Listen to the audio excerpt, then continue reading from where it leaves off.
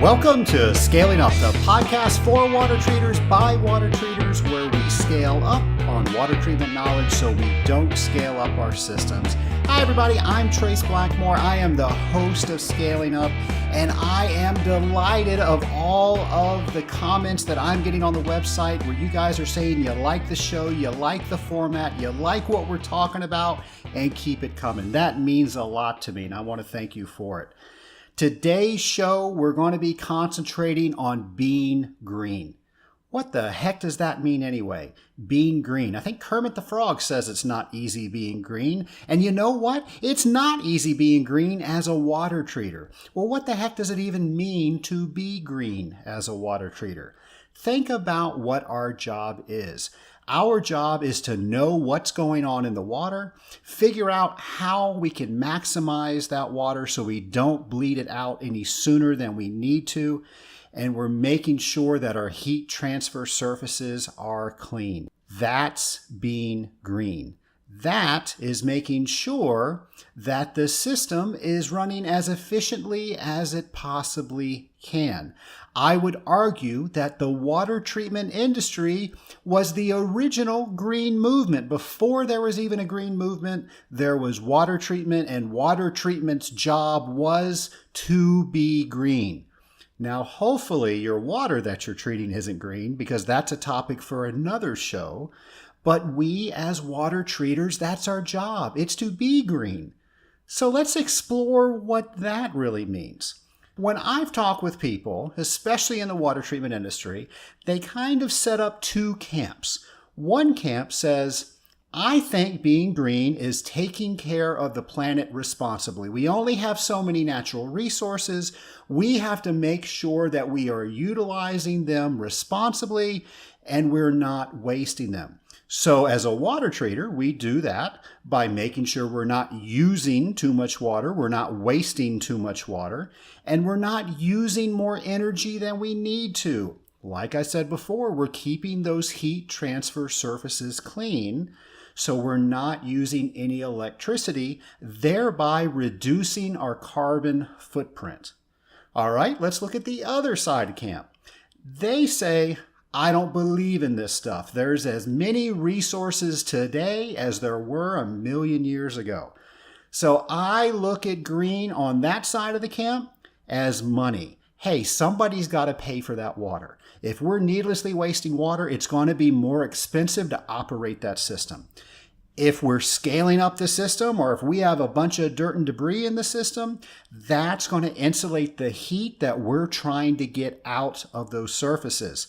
So somebody has to pay for that extra electricity in order to overcompensate for all that insulation that's in the system. So if your goal is to make sure that we're a responsible caretaker on this planet, or we want to make sure that our customer is paying the least amount that they have to run that system, that's being green. So it doesn't matter. Green, you can apply either way, but the bottom line is that if you do your job properly as a water treater, you are being green. In 1993, the United States Green Building Council was founded to promote sustainability in building design, construction, and operation. They did this through the LEED program. LEED stands for Leadership in Energy and Environmental Design. And many water treaters, myself included, have decided to become credentialed within the LEED system. I personally hold my LEED AP O&M, which stands for Accredited Professional in Operations and Maintenance, specifically for existing buildings. Now, before that, I was actually a LEED Green Associate. Now, why did I do this, and why do other water treaters bother to get this designation? Well, it's simple. When I work with building owners and managers, I want them to make sure that they know that I speak the same language they do when they are trying to get their building certified. I also believe, for those of you that are studying for the Certified Water Technologist examination, that the LEED Green Associate examination and that process gets you started as a nice stepping stone on your way to becoming credentialed as a certified water technologist. Now, truth be known, there's not a lot of similarities with that test. But what it does, it gets you in the mindset of studying again, and you don't have to study as hard for it as you do the Certified Water Technologist examination. So my tip for you is that might be a good way to get you started on your way to the CWT. Today, I'm interviewing Charlie Cichetti, and Charlie Cicchetti's been a friend of AWT for years. He's spoken at a couple of our conventions, and his programs are actually the ones that I teach at the technical training seminars when I do the LEED GA courses. Now, Charlie owns two companies. He owns the Green Building Education Services, which is actually the company that provides the training material that I was just speaking of. And then he also owns Sustainable Investment Group. And this is probably one of the best companies out there. They go out and they certify or help buildings get certified in LEED. He knows what he's talking about. In fact, he's told me stories that people will come to him after they've been denied something in their LEED process. And Charlie, knowing what he's doing, he's going to go out there and get it fixed, and he gets those buildings certified. Charlie's going to define exactly what the LEED program is, what water treaters should be aware of when it comes to getting credentialed, and all the things that I think you're going to have questions about. Charlie's a great friend of mine, and he's agreed to come on the show, so I hope you enjoy my conversation with Charlie Cichetti. I'm here today with Charlie Cichetti of the Sustainable Investment Group and Green Building Services. And Charlie's unique. Charlie holds every LEED credential that the USGBC has to offer.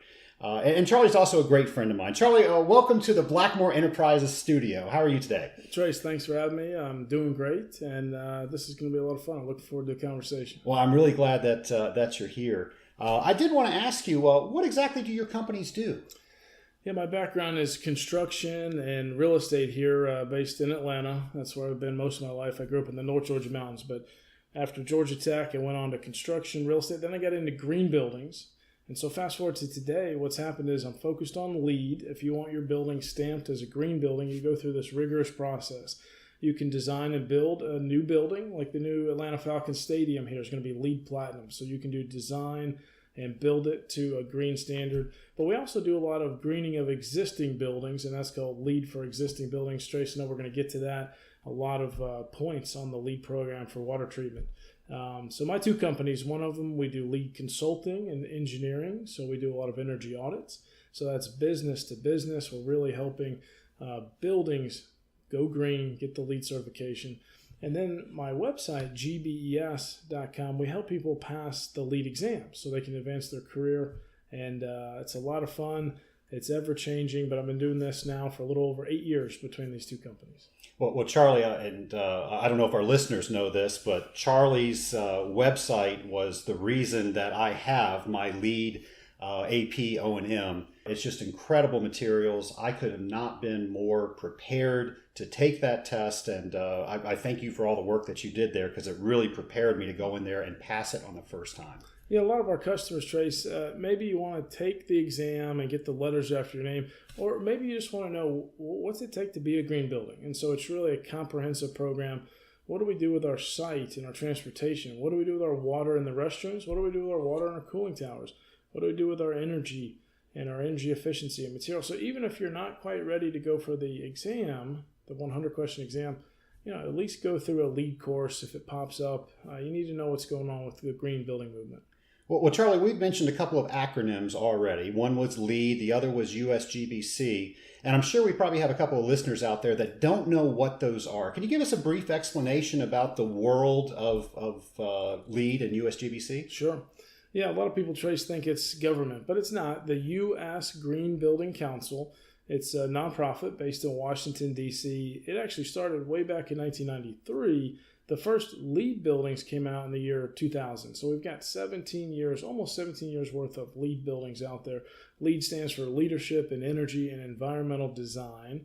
If you want a green building, you go through this process to make sure we've really crossed the T's, dotted the I's.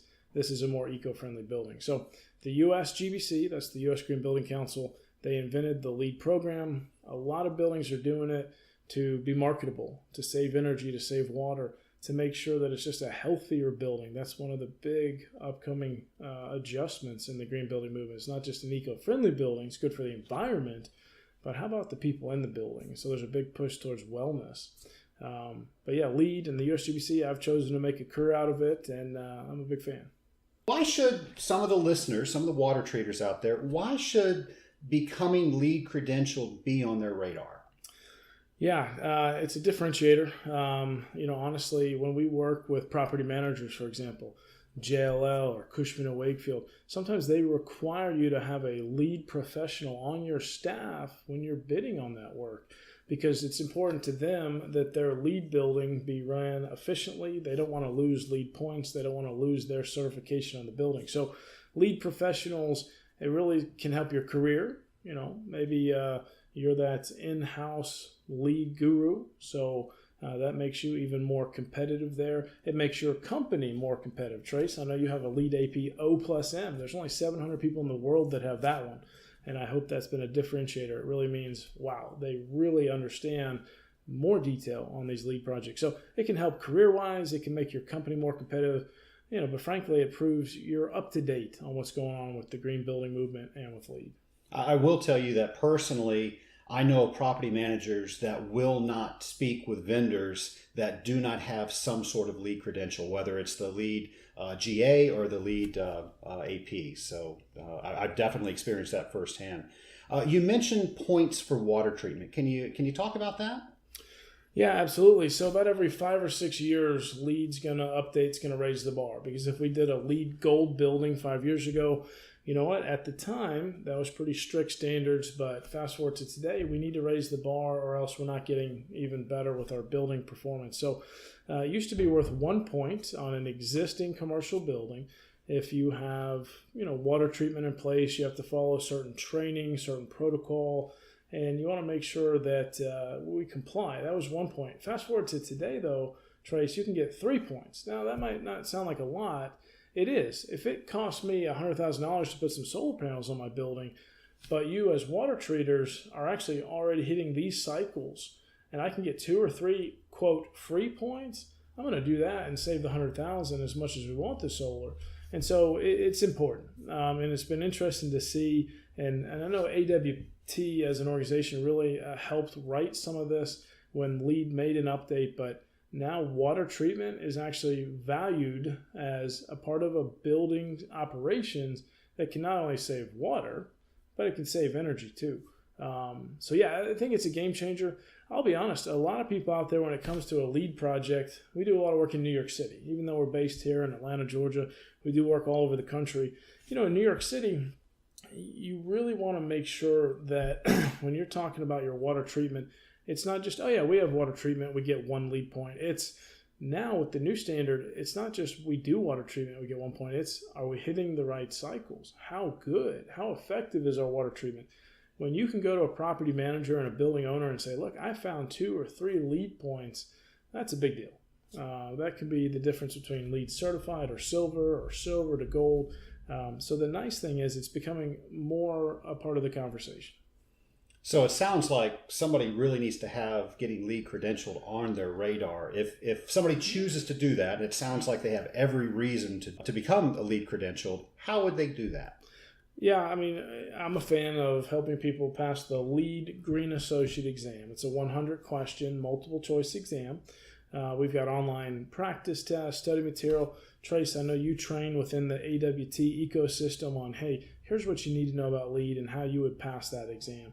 So you definitely want to take a course, you want to take some practice tests, but you actually go to your local testing center and you'll pass a 100-question, multiple-choice exam.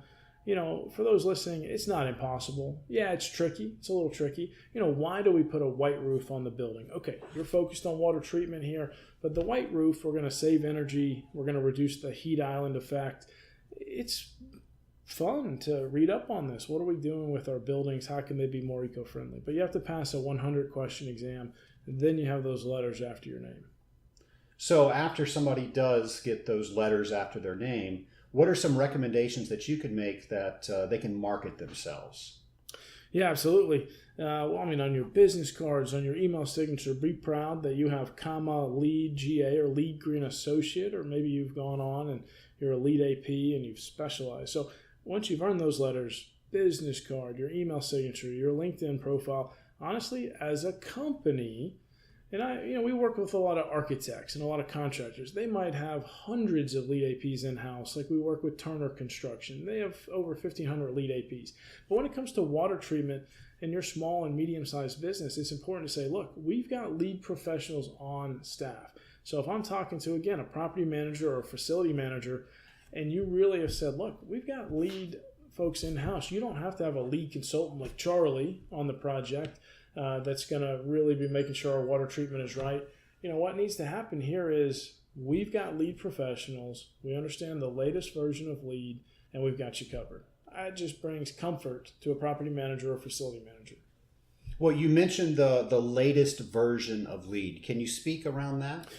Yeah, every 5 or 6 years, Lead's going to update. We're on Lead V4, Lead version 4. Some of you listening, you're probably working on Lead projects in your various cities, mostly your Class A office buildings, but not always. There's a lot of facilities doing it, a lot of owner-occupied buildings.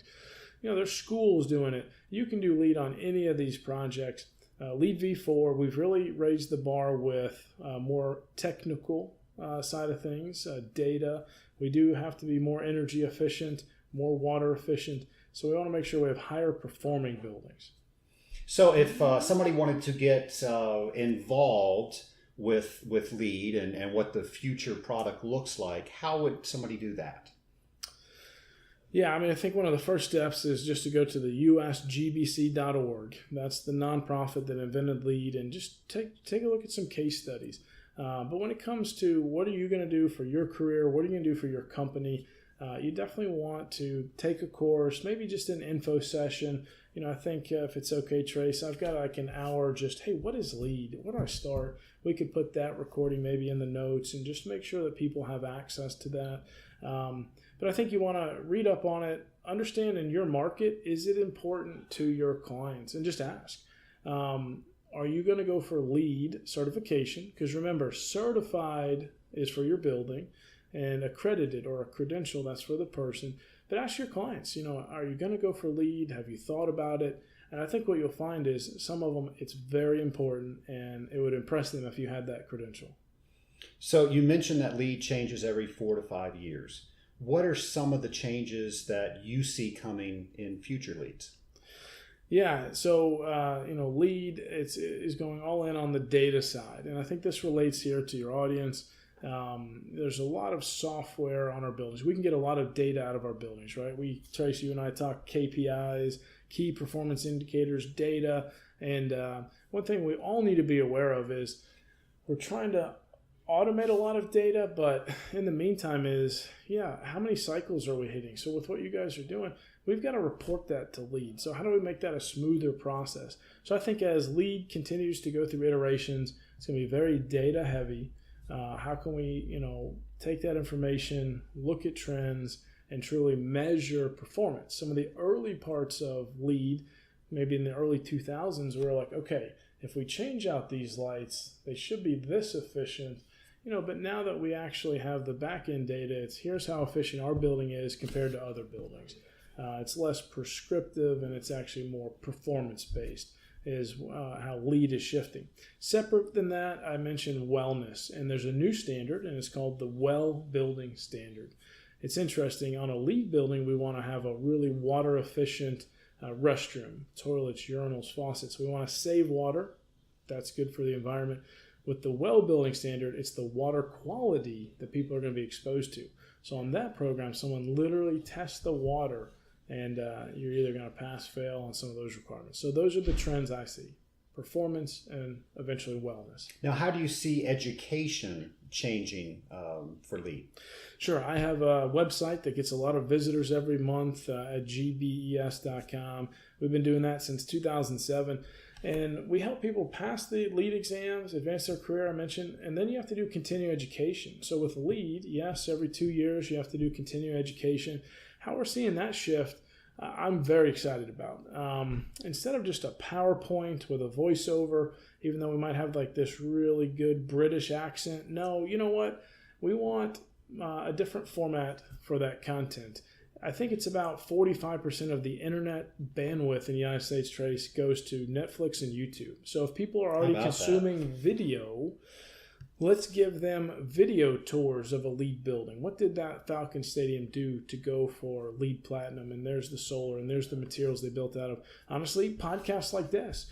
We're seeing a lot of write-ups with blogs, video, podcasts like this. I want to see a time very soon. We're starting to see it a little bit with the U.S. Green Building Council. We're education partners, that they'll approve podcasts for continuing ed, because you want to meet people where they're already consuming information. You don't want to force them to have to get to a computer and watch a PowerPoint and log their hours. How about we give you video, or how about we give you a podcast with some really good information? Here's what you're going to learn. 2 or 3 podcast episodes, that gives you an hour or 2 hours worth of continuing education. It's upon us. We're doing some of that with the U.S. Green Building Council, and I'm excited about that pivot. What one tip can you give our listeners today that you feel is going to help them the most in their careers? Absolutely. Maybe you do go within your company and try to get a LEED credential. We've pushed it a lot on here. Trace, you're a LEED professional. I am. I hope you can.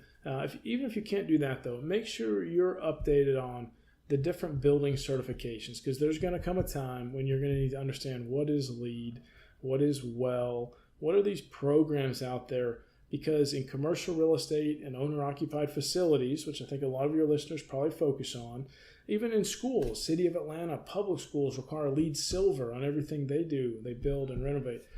There's going to come a time when someone's going to ask, hey, have you worked on a LEED project? Even if you haven't, but you say, you know what, but we're well-trained on LEED, and we have a LEED professional. Then you have a good answer for them. It's like, you know what, we don't work on a lot, but we absolutely are up to date on it. I think that's going to really help them with their business and their careers. Great information. So you ready for the lightning round, the challenge Let's do question? it. Yeah, fire away. All right. So if you could have a conversation with anybody throughout history, who would it be and why? I listen to a lot of business books, and but I thought about this. I also like autobiographies, and I thought about Teddy Roosevelt. He is just tenacious. I mean, talk about someone that's tough, not just physically. There's a story about him getting shot in the stomach and then just moments later going to give a campaign speech. Literally, the guy got shot, he's bleeding, but he goes and delivers a speech off the back of the train, because you would do that back then. You'd go city to city, town to town on the back of a caboose. But to be physically tough like that guy, Teddy Roosevelt, I think you got to be mentally tough. Hey, life's hard. Business is hard. And so I'd like to just have a conversation with him. He did some great things with the National Park Service, hundreds and hundreds of thousands of acres preserved. But Teddy Roosevelt, just tough guy. All right. What's your favorite book? I don't have just a one favorite book. I really have become a fan of continuous improvement. That would be, if we went back to your other question, kind of career-wise, just make sure you're always curious about the certifications out there that are directly in your niche industry, water treatment, but also on your buildings. Like, what are your clients doing? But I think personally, I just continually improve, continually learn. I've got 3 boys, and I always, I want to make sure I'm teaching them to love to learn. They'll be better students if they like to learn. And so continually learn. A book, what comes to mind? We talked about it earlier, so I'll go with this one. It's a recent release. It's called Tools of Titans. Tim Ferriss, he's written several books. And he also has a podcast your listeners might want to check out. But it's a great book that it's very short excerpts from all of his interviews over the last several years. And there's one in particular about him talking to Arnold Schwarzenegger about one of his early movies. And Arnold gave up some salary as an actor in that mainstream movie for some upside. And meaning if the movie did great, he would actually make a lot of money. And it did. And next thing you know, he made more money than the directors and the producers. But he was just smart. He's like, you know what? It's not always about what are you going to get up front. is there some upside if this really could pay off. So Tools of Titans is a good recent release I really get a lot of. Tim Ferriss. Well, thank you. When it comes to water treatment, any final comments that you have, Charlie? I've had the privilege of speaking at a few AWT conventions, and I'll tell you what, great group, really impressed. You take your niche industry. Heck, green buildings is a niche industry. Sure, construction's big, real estate, commercial real estate's big, but we're talking about some smaller slivers of that. I just want to say AWT was really impressed the few times I got to speak there, and I really appreciate what you're doing here, Trace, getting the word out on a newer format. I don't think there's only 500,000 or so podcasts, but think about this. If you can be the voice within this industry, I think people are going to be learning. As you can tell, I like to teach. I teach a lot of lead classes. I love to actually teach now. Sure, I love to be a consultant and go for a lead certification on a building and work with big real estate in New York City or Atlanta or DC, but I really love to teach. And so I think this is great. I hope the audience is really listening to this when they're driving between meetings and appointments and improving the buildings. So I just think you're doing a great job, and let me know if you need anything as you're doing well here on your podcast. So thanks. Well, thank you. I definitely appreciate you coming here and interviewing with us today. Yeah, it's fun. One last time, in case they didn't get it, everybody's driving around. But if they wanted to learn more about getting their lead certification, what's that website again? Yeah, probably just go to GBES.com, and there's some frequently asked questions. There's some free resources, and again, we'll hopefully put a link maybe in the show notes if you get back to work and you want to click and read more later. But in the meantime, hopefully this was of value. I had a lot of fun. Thank you. All right. Well, thanks for coming. So how great was that for Charlie to join us and tell us a little bit more about the LEAD program? For those of you that are interested in getting some of the information that Charlie mentioned, I know we're out driving around servicing accounts, so don't worry about that. Go to scalinguph2o.com, go to my show notes page, and you will see every link that he mentioned is right there on the site. It's my hope that many of you will choose to get this designation, giving yourself just a little bit extra that your competitor may not have, and thereby letting your customer know that you cared enough to go out there and get an extra designation to show that you know what you're talking about when it comes to their buildings. Here's a Scaling Up Insider's tip. Nobody else knows this except you guys, so here goes. The last couple years, I've actually been teaching the LEAD program at the training seminars for AWT. For some reason, it was not very well received, so we reevaluated. We're going to try to bring programs that get a little bit more response, so I am not going to be training LEAD GA next year with AWT. Now, I know what you're saying. Hey, Trace, you just had this show. You had Charlie on. You're getting us all jazzed up to get this designation, and now you're taking away our training. So what are we supposed to do?